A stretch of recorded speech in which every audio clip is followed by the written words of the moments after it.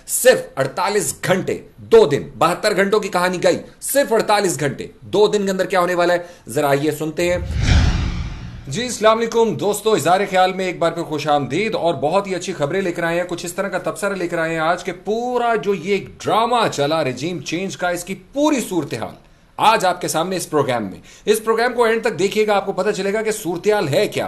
वो खास नुक्ते आज हम आपको बताएंगे जो मिस कर गए सारे मीडिया वाले। एक तरतीब से पूरी कहानी को आज आपके सामने लेकर आने वाले हैं इस व्लॉग में। मेरे साथ मनान भी होंगे, मुझे ज्वाइन करेंगे, लेकिन पहले मैं आपको कुछ बताना चाहूंगा, कुछ खास बताना चाहूंगा, आपको कुछ याद भी दिलाना चाहूंगा और एक तरतीब में पूरी कहानी को लेकर आऊंगा आपके सामने कि जनाब ये जो रिजीम चेंज हुई, और आप जानते हैं ये रिजीम क्यों चेंज हुई। ये रिजीम सिर्फ इसलिए चेंज हुई, वाजे हो गया है, रोशन हो गया है कि अमेरिका ने ऑफर की पाकिस्तान के सियासतदानों को कि तुम हमारे कुछ मफादात हैं, कुछ पॉइंट्स हैं, वो 15 पॉइंट्स या 13 पॉइंट्स इमरान रियाज खान साहब ने अपने प्रोग्राम में बताए हैं कि भाई ये तमाम पॉइंट्स इंडिया वाले, इसराइल वाले, रूस से दूरी वाले, उसके अलावा मजीद दूसरे सिलेबस में से कुछ चीज़ें निकाल देने वाले, इस्लामी सीरत नबवी सल्लल्लाहु अलैहि वसल्लम को निकाल देने की बातें, और जिसपे अदालत ने एक्शन भी लिया, अदालत ने एक्शन भी लिया है। और ये तो एक पॉइंट है, इसके अलावा अभी ये जो एक्सपोर्ट मिनिस्टर जो हैं वो भागे भागे उधर चले गए इंडिया, और कोई टिकट कटाकर इसराइल भी गया। जी हां, अब ये वो सवाल है जो शहबाज शरीफ से पूछने चाहिए कि जनाब क्या आपने किसी को ऑफिशियली या अनऑफिशियली पाकिस्तान से इसराइल भेजा है? क्यों भेजा है? अगर भेजा है, वैसे तो वो मानेंगे ही नहीं, लेकिन हम प्रूफ दे सकते हैं कि उन्होंने किसको भेजा, नाम बता सकते हैं, वजह बता सकते हैं, सोर्स भी बता सकते हैं, कोई इशू नहीं है। कोई मुल्क छोड़कर नहीं गया पीटीआई का बंदा, ठीक है, ये नजर आ गया, वरना लोग फौरन लंदन और दुबई भागने की करते हैं, फौरन ऐसे जैसे पिंजरे में बंद हो ना। यानी ये मुल्क एक पिंजरा है, एक अजाब है, एक ऐसी गंदी जगह है जहां से ना यहां इलाज हो सकता है, ना यहां मीटिंग हो सकती है, ना यहां, ये गंदी जगह है। बस अच्छी जगह वो है जहां ये भाग जाते हैं, उड़ जाते हैं। मगर पीटीआई का तो कोई भी बंदा बाहर नहीं गया। अगर शहबाज गिल अमेरिका गया अपनी जाती वजूहात पर, बड़ा शोर हुआ जी कि भाग गया, लूट कर भाग गया, कभी वापस नहीं आएगा। वापस आ गया, वापस आ गया, अब क्या करोगे, क्या करोगे? अरे भाई मुझे ये बताओ कि पीटीआई का कोई बंदा बाहर नहीं जाता, ईसीएल में आप नाम उनका नहीं डालते, क्योंकि आपको भी पता है कि किसी ने बाहर नहीं जाना। और बार बार कहा है आपको, तो खान साहब ने भी कहा जी डालना नाम, मेरा नाम डालें आप ईसीएल में, लेकिन मैंने बाहर नहीं जाना। कोई भी जेल से नहीं डरा, आपकी धमकियों से नहीं डरा, जो गीदड़ भभकियां आपने दी उनसे नहीं डरा। शेख रशीद साहब ने कहा आपको कि मैं तो जेल मेरा ससुराल है, मुझे डाल दो, मैं तो डरता ही नहीं। तो आपने भी कहा कि ठीक है फिर ससुराल की सैर तो करवाएंगे। क्यों नहीं करवाई? अवाम के डर से, अपनी बदनामी से। हर वो काम जो आपने किया वो आपकी बदनामी का बायस बना, आपकी सियासी जो साख थी उसको खुद डैमेज कर करके किसी ने भी जमानत कबल गिरफ्तारी करवाई नहीं करवाई। उसके बाद फिर आप ये देखें कि किसी की भी करप्शन का केस बनाया आपने, किसने बनाना केस? इमरान खान खुद बनाए, गोगी को बुलाए, उसका केस बना के उसको खुद जेल के अंदर रख दे, फिर आप खुश होंगे? भाई आपको एतराज है तो आप करें, आप केस बनाए, केस बनाते नहीं है, बनाते नहीं है, भाग जाते हैं। मजहबी केस वापस क्यों हुआ?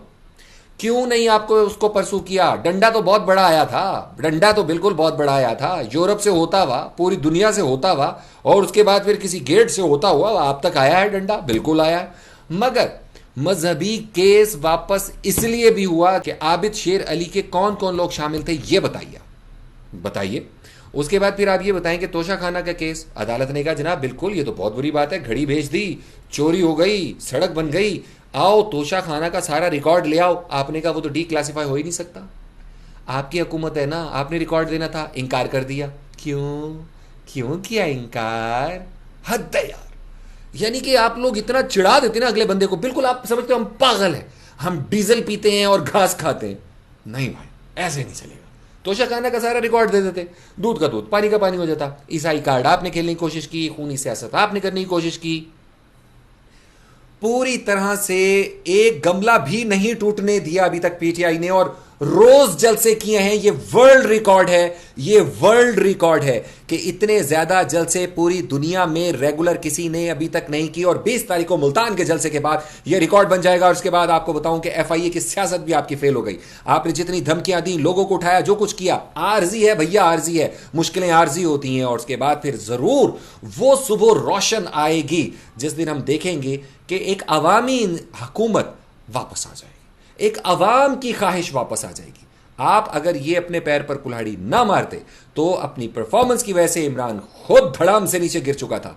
लेकिन आपने ज्यादती की, और जुल्म और ज्यादती के बाद तो फिर जाहिर है अवाम उसी के साथ होगी जिसके साथ जुल्म हुआ, जिसके साथ ज्यादती हुई, जो एक डायरी उठाकर निकल गया और आपके बकौल ना जाने थप्पड़ पड़े, उसे ठुड्डे पड़े, पता नहीं क्या क्या पड़ा, जो भी पड़ा जी। लेकिन एक बात बताऊं, जो सियासत का थप्पड़ आपके मुंह पर पड़ा है उसका कोई जवाब ही नहीं है। बनी गाला का केस ले लीजिए, फॉरेन फंडिंग का केस ले लीजिए, ये सारे वो केसेस हैं जो आपने बनाए हैं। फॉरेन फंडिंग केस 8 साल से चल रहा है, क्यों नहीं आपने फैसला किया? धमकाने के लिए बनाया था, डराने के लिए बनाया था, ब्लैकमेल करने के लिए बनाया था, व्हाटएवर। उसके बाद फिर आयशा गुलाली, रेहाम खान, ये सारे वो टूल्स हैं जो इस शख्स पर आजमाए गए। फौज से लड़वाने की रोज कोशिश होती है, जोर लगाया जाता है, जबकि उसने कोई बात ही नहीं की होती।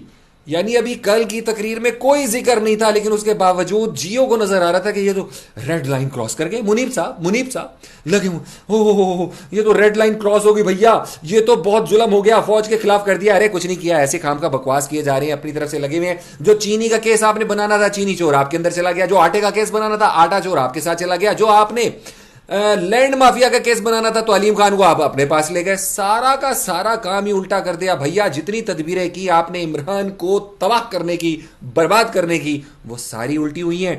इसीलिए उसने आज की तकरीर में, इसलिए उसने आज को हाट में खड़े होकर यह बात की है कि एक तदबीर इंसान बनाता है और एक तदबीर मेरा अल्लाह बनाता है। अब आप खुद देख लें, आपकी हर तदबीर उल्टी हो रही है। गोगी केस हो, यहूदी एजेंट कहें, जिसे आप यहूदी एजेंट कहते हैं, उसने कश्मीर की और इस्लाम की दुनिया में सबसे ज्यादा वकालत की है, इस्लाम की सबसे ज्यादा खिदमत की है, सीरत नबी को राइज किया है, कोर्स में डाला है। और आज अदालत ने आपको लख दिलानत कहा है और यह शर्म दिलाई है कि आपने ये क्यों वापस किया कोर्स में से। किसने कहा था आपको? यकीनन 100% आपको अमेरिका ने वही शर्त दी थी। और देखे ना, इमरान रियाज खान जो आपको पूरी लिस्ट बता रहे हैं उसके अंदर आप जाके देखें, उसके अंदर यह भी है कि जनाब कोर्स के अंदर, सिलेबस के अंदर कोई भी सीरत नबवी की और हजूर की कोई भी बात नहीं होगी। आप सीरत नबवी से इतना डरते क्यों हैं? आपको शर्म नहीं आई? अभी आपने इसराइल को भी कबूल करना है, उससे मौत आ रही है आपको। अभी पेट्रोल की कीमत 200 तक लेके जानी है और 220 तक डॉलर लेकर जाना है, मौत आ रही है आपको। आपको दस्त लगे हुए हैं, अल्लाह दी कसम में की दसा तानू। खैर आगे बढ़ते हैं जनाब। ओआईसी का आपने ये इजलास बुलाया, इस्लामोफोबिया का दिन मंजूर करवाया, हेट स्पीच का पूरी दुनिया में दिन मंजूर करवाया आपने। यानी कि पाकिस्तान की जो प्रिजनर्स थे पूरी दुनिया में, उनको आप वापस लेकर आए पाकिस्तान के अंदर। आपने फॉरेन ऑफिस एक्टिवेट की और तमाम गैर मुल्की हमारे जो इतना रिजर्व्स भेजते हैं, इतनी फॉरेन फंडिंग हमें आती है पाकिस्तान में, उन तमाम ओवरसीज को वोट का हक दिलवाया। और आप लोग वो हक इसलिए नहीं दिलवा रहे क्योंकि वो आपको नहीं पढ़ना, इमरान खान को मिलना है, क्योंकि वो थोड़ा सा ज़्यादा पढ़े लिखे लोग हैं, दुनिया को ज़्यादा जानते हैं, बाहर की हुकूमत, अच्छी हुकूमतों को, तरक्की याफ्ता ममालिक को ज़्यादा जानते हैं, वो कंपैरिजन कर सकते हैं। इसलिए वो ये फैसला करते हैं कि नहीं, इमरान ही एक ऐसा बंदा है, एक ऐसी पीटीआई ही जमात है जो पाकिस्तान में बेहतर काम कर रही है, और आप उनका रास्ता रोक रहे हैं, उनका वोट रोक रहे हैं। आपको शर्म आनी चाहिए। आप ये देखिए कि एक तरफ एक शख्स है, अवाम की ताकत है, उसका अल्लाह उसके साथ है, उसके खिलाफ ब्यूरोक्रेसी भी है, उसके खिलाफ रिश्वत बंद हो चुकी है। रिश्वत बंद होती है तो ब्यूरोक्रेसी खिलाफ, अदलिया खिलाफ, तमाम निजाम खिलाफ, हर इदारा खिलाफ, हर सरकारी मुलाजिम खिलाफ, खिलाफ खिलाफ खिलाफ। जी हां, अदलिया से उसकी जंग, निजाम से उसकी जंग, हर अफसर उससे तंग। वो अकेला शख्स क्या करे? सिंध उससे तंग, पुलिस उससे तंग, फौज उससे तंग, नखरे वाला है, एरोगेंट है, बात नहीं सुनता। यार तुमने रिश्ता देना है उसे, मुल्क चलवाना है। वो एरोगेंट है इसलिए क्योंकि वो नीट है, वो क्लीन है, वो अकड़ कर बात करेगा और अकड़ कर चलेगा क्योंकि वो हमारा अवाम का नुमाइंदा है, वो हमारा वजीर आजम है। अकड़ के चलेगा, वो चेरी ब्लॉसम नहीं बन सकता, वो बूट पॉलिश नहीं कर सकता। चलें आज की आपको बहुत इंटरेस्टिंग एक तरफ लेके चलता हूं एनालिसिस की तरफ, जो बड़ी वजाहत से हर तरफ से क्लियर कर देंगे आपको कि ये पूरी रिजीम चेंज क्यों हुई और अब आगे होने क्या वाला है। सिर्फ 48 घंटे 2 दिन, 72 घंटों की कहानी गई, सिर्फ 48 घंटे 2 दिन के अंदर क्या होने वाला है, जरा आइए सुनते हैं। चलते हैं अब्दुल मनान की तरफ। जी अस्सलाम वालेकुम नवीद अंसारी साहब, बिल्कुल ठीक बात है, आप बिल्कुल सही कह रहे हैं कि सियासी सूरत हाल इस टाइम काफ़ी माहौल गर्म हुआ है और अभी मज़ीद ये ख़बरें आ रही हैं कि 72 घंटे के अंदर अंदर जो है वो असम्बलियाँ तहलील कर दी जाएंगी और नए इलेक्शन की तरफ हम जा रहे हैं।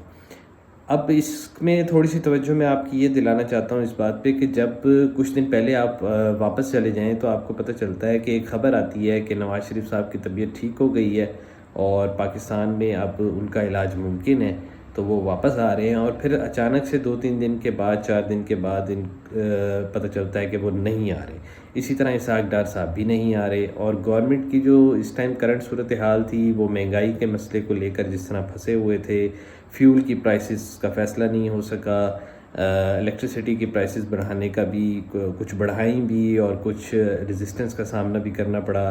फिर उम्रे पे गए तो उम्रे के वाक़यात हुए, तो वो नून लीग जो है वो इस टाइम इतनी ज़्यादा फंस चुकी है कि वो कोई भी फ़ैसला लेते हैं तो वो उनके अगेंस्ट जाता है। अगर वो हुकूमत छोड़ते हैं तो वो भी उनके अगेंस्ट जाता है, अगर वो महंगाई को कंट्रोल नहीं कर पाते तो वो भी उनके अगेंस्ट जाता है। और इसी वजह से आपने देखा होगा कि कुछ नून लीग और पीपल पार्टी के लोग ऐसे भी थे जिन्होंने वजारतें लेने से भी इनकार कर दिया था। तो यही सारी वजूहात थीं, सबको नज़र आ रहा था कि शायद वो एक गलत फ़ैसला कर चुके हैं इस टाइम, सिर्फ कुर्सी पे बैठने और अपने केसेस ख़त्म करवाने के चक्कर में। फिर इन्होंने तोशा खाना का मामला छेड़ा और वो जिस तरह आपको पता है कि तोशा खाना पे जब अदालत ने कहा कि भाई ठीक है पिछले 20 साल का जो है ना आप इसका रिकॉर्ड निकालें और हिसाब किताब करें, तो अगले ही दिन नून लीग ने तोशा खाना का नाम लेना भी छोड़ दिया। और उसके बाद जैसे ही पता चला कि ये मस्जिद नबी वाला जो वाक़या हुआ है उसमें भी इन्वॉल्वमेंट जो है वो इन्हीं के लोगों की है, नून लीग के लोगों की, वो निकल आए तो उन्होंने उसका नाम लेना भी छोड़ दिया। फिर उन्होंने मजहबी कार्ड खेलने की कोशिश की, ज़बरदस्ती हमजा शहबाज वाला मामला किया, लेकिन वो कोई भी चीज़ जो है वो चल नहीं सकी, कोई भी हरबा जो है वो कामयाब नहीं हो सका। तो इसी वजह से अब मेरे ख्याल में इन बड़ों का फ़ैसला यही हुआ है कि बेहतर यही है कि जल्द से जल्द इलेक्शन की तरफ जाया जाए और जो बजट है वो निगरान हुकूमत ही पेश करे, हम ना करें। और बस अब इनका आपस में जो मामला चल रहा है वो ये चल रहा है कि इलेक्शन कमिश्नर कौन होगा, निगरान हुकूमत में जो है वो किसको सामने लाया जाएगा, कौन इलेक्शन करवाएगा, और एक और मामला जो वो ईवीएम का अपना मनवाना चाह रहे हैं। तो मुझे लगता है कि शायद ये ईवीएम वाला मामला ये लोग कवर कर जाएंगे, ये नहीं करने देंगे, लेकिन इलेक्शन अब इनको करवाना पड़ेगा। और ये बात वाकई बिल्कुल ठीक है, क्योंकि अगर आप इस टाइम ट्विटर के ऊपर ट्रेंड्स देखें और असद खरग साहब का ट्वीट अगर आप देखें तो आपको अंदाज़ा हो जाएगा कि इतने, और अभी इमरान रियाज खान का भी जो वीलॉग आया, तो जितने भी बड़े बड़े एंकर्स हैं वो बड़े ही कॉन्फिडेंस के साथ ये बात कर रहे हैं कि 72 घंटे के अंदर अंदर असम्बलियाँ तहलील हो जाएंगी। तो डैट मीन्स कि कुछ ना कुछ तो ऐसा है जो चल रहा है।